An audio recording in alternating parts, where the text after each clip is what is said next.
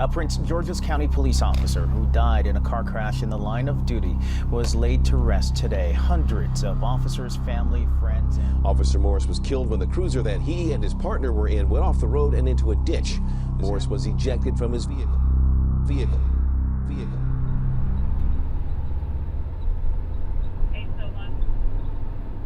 When I first came to and realized what had happened and that we were off the road facing the wrong way in the woods, I remember asking if Morris was okay, and I didn't hear anything, and I looked over to the driver's seat and he wasn't in the vehicle. If I could go back in time, obviously I would have Morris have put his seatbelt on and go about the situation differently.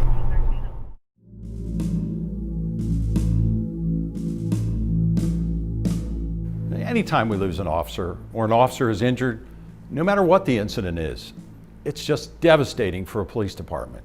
You know, the law enforcement community is like a family. And when deaths or injuries could have been prevented, it is just so much worse. Well, nationally, more officers lose their lives every year to fatal crashes than felonious line-of-duty deaths. The national seatbelt compliance rate is 87%. In the state of Maryland, though, it's even better. It's 92.9%. There's just no excuse for an officer not wearing their seatbelt. It's been tested and proven that being properly restrained doesn't impede your ability to respond to any situation. It's so important for all law enforcement officers to keep themselves safe just to be able to get to the scene. It is true. A lot of cops don't wear their seatbelts. They say all kinds of things like if you're going into a shooting or somebody's going to ambush you, you know, that split second you take your seatbelt off, which is, I mean, I guess that's what they believe, so that's what they're going to do. But it's not. I've never found that to be true for me. Well, if you don't get there safely and without hurting yourself, you can't do anything for anybody, and you're actually making it worse because now we have two situations we have to deal with. I've heard every excuse in the book in my career. I truly have. But I can tell you that above all else, we need to arrive alive and come home alive. We will suffer traumatically in the event they don't make it to the next call, in the event they're killed in a collision. What we're hoping today is to debunk some of the myths that we hear from law enforcement. Frequently, officers tell us that they can't wear their seatbelt because it slows them down when they're trying to bail out and pursue a violator, or if they got caught in an ambush situation, they would be trapped inside their car. In the first myth, officers tell us that if they're wearing their seatbelt, they can't jump out of the car fast enough to catch the violator.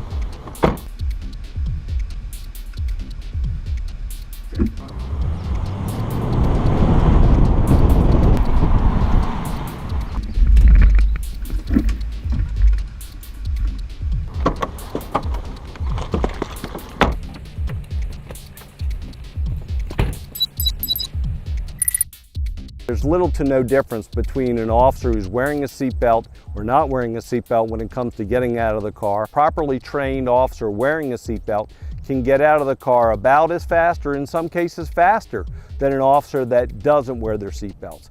And they have the protection of the seatbelt throughout their whole shift.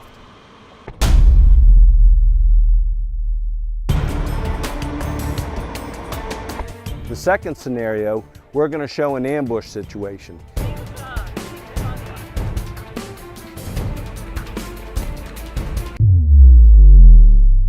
The proper approach isn't worrying about wearing your seatbelt or not.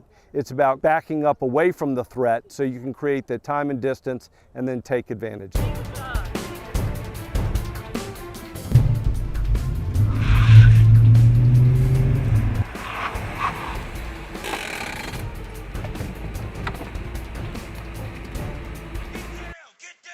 Bottom line is you're at a disadvantage unless you create time and distance. If you're not wearing your seatbelt and you're violently moving the car, you're not going to be in control of the car and you're going to put yourself at a disadvantage.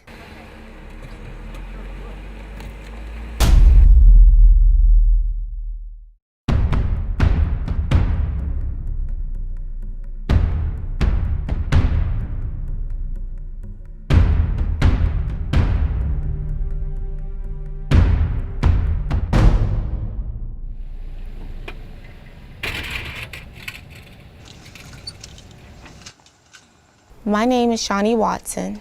I am an IT coordinator for the Prince George's County Police Department. But 9 years ago, I was a Prince George's County police officer. It was a pretty slow day on patrol that day, and I was responding to a breaking and entering to the county lot. Nighttime. The ground was wet, and I was responding priority to the breaking and entering when I was turning a corner and my cruiser left the roadway. I heard a loud crash, and I remember seeing smoke. I knew I couldn't get out of the car. I really couldn't discern why I couldn't get out the car. After I got my thoughts together, I called for help on my radio.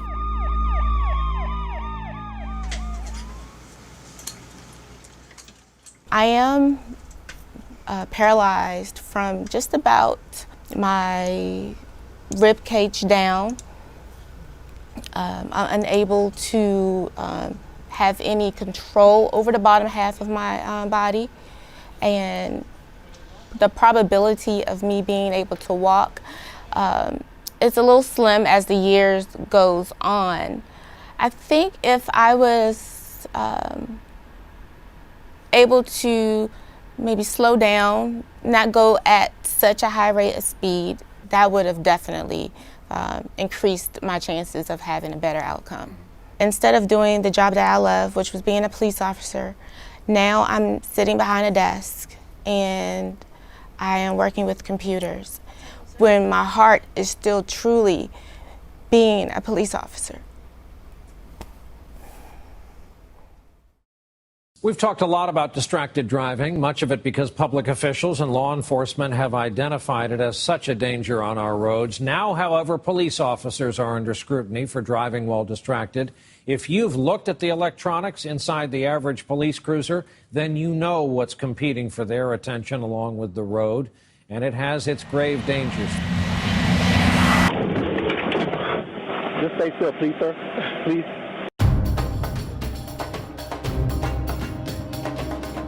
Well, years ago, there weren't many distractions in a patrol car. But now, with all the technology advancements, the interior of a police car looks like the cockpit of a jet fighter. You can't always capture accurately how many distractions contribute to crashes.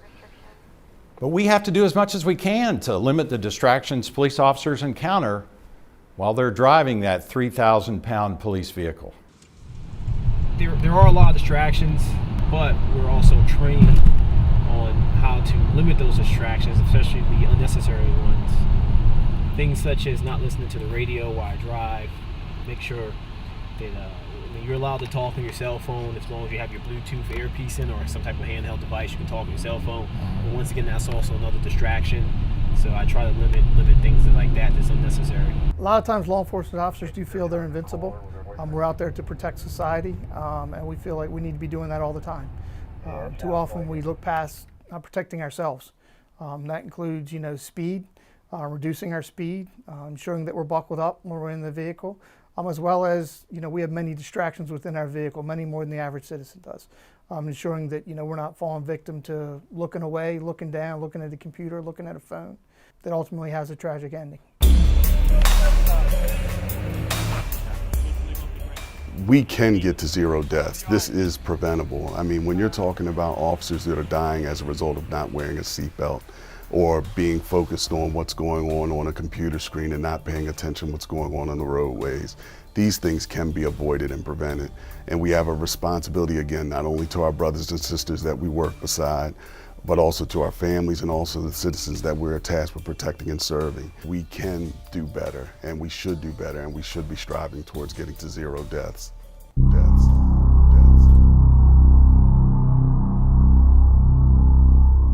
We'll never have another son. He'll never be there.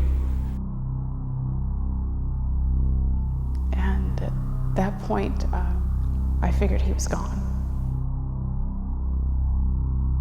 You know, we have our own little memorial for him, and his friends, you know, but when I see them going out and getting married and doing things, it's hard. A split second can change a life. We don't ever want to see your story told on these walls. I cry every day for him. Every day I shed a tear. I've personally experienced far too many funerals with law enforcement officers. You know, and anything we can do to include reducing speed, wearing our seatbelts, and alleviating or avoiding as much distracted driving as possible in our profession will help us get to 0 deaths. ID number 3510. ID number 3510. Communications ID number 3510. ID number 3510.